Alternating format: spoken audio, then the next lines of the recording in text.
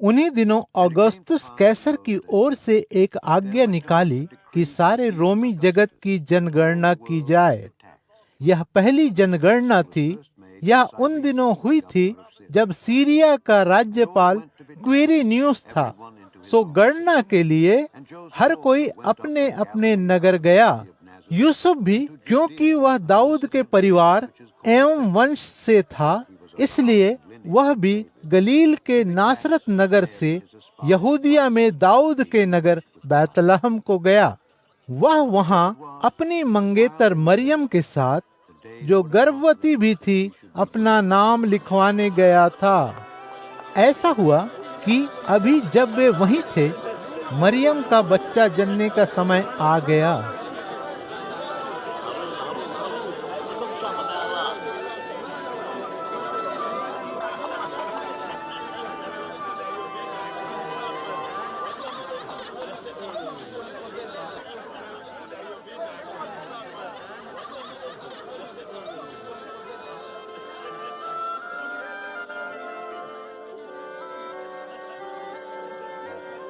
האישה יולדת, מהרו. הביאו מים, הביאו בדים. מהרו, מהרו.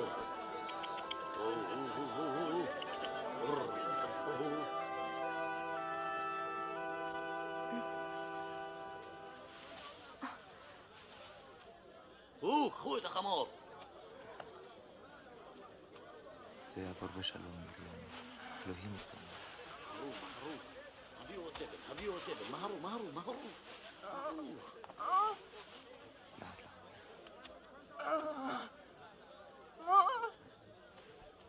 אנא.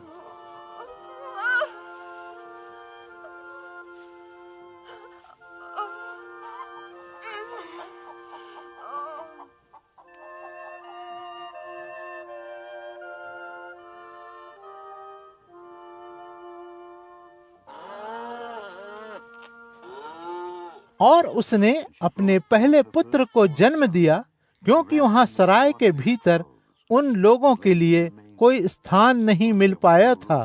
इसलिए उसने उसे कपड़ों में लपेटकर चरनी में लिटा दिया।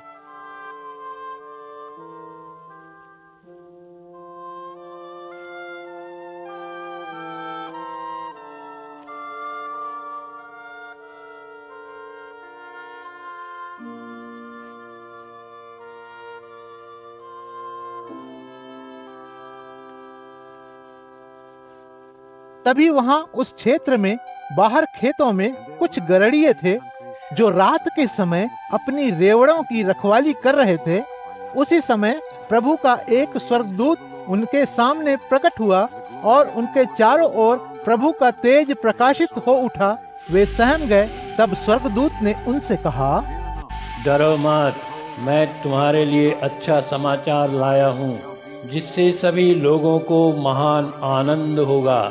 क्योंकि आज दाऊद के नगर में तुम्हारे उद्धारकर्ता प्रभु मसीह का जन्म हुआ है। तुम्हें उसे पहचानने का चिन्ह होगा कि तुम एक बालक को कपड़ों में लिपटा चरनी में लेटा पाओगे।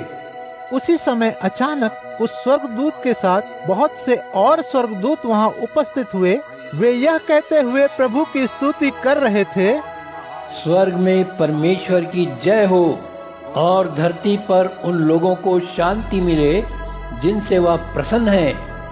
और जब स्वर्गदूत उन्हें छोड़कर स्वर्ग लौट गए, तो वे गड़रिये आपस में कहने लगे, आओ हम बेतलहम चले और जो घटना घटी है और जिसे प्रभु ने हमें बताया है उसे देखें।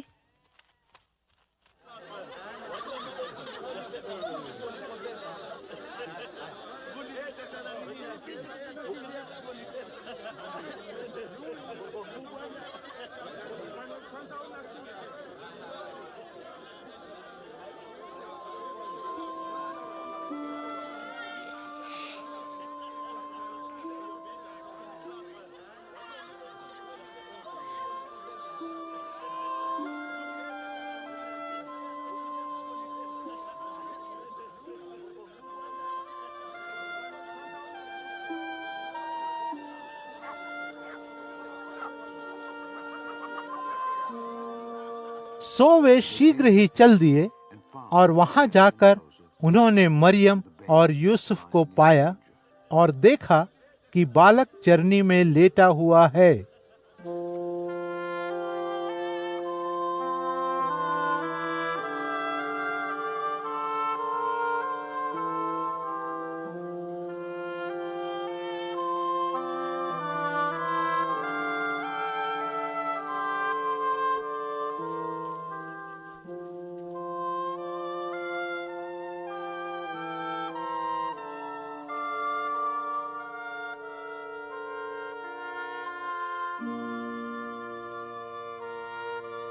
किंतु मरियम ने इन सब बातों को अपने मन में बसा लिया और वह उन पर जब तब विचार करने लगी।